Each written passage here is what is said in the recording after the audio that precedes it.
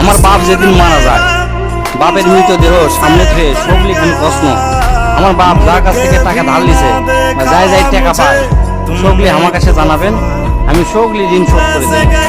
এই কথা শোনার সাথে সাথে আমার বোন হাত ঝাঁকি দিয়ে হলো, ভাই তুই শোধ করবো কেঙ্গা করে?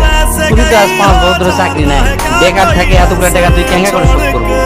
দুখানে আস্তে আস্তে অভয় দিয়ে কোনো চিন্তা করিস না বোন, বাপের সব ঋণ আমি শোধ করে দেব, 1 টাকাও বাকি থাকবে না।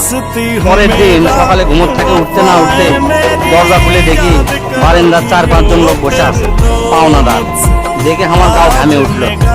অকেরে কি কমো, আমার মুখে ভাষা আসলো না, রাতটা ঠিক মতো পার হবার দেয়নি।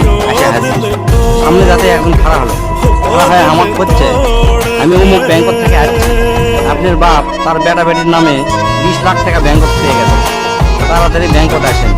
বাদ বাকি 4-5 জন যারা আছে তারা সব কি করছে, আমাকে সমিতিতে আপনার বাপ 20 টাকা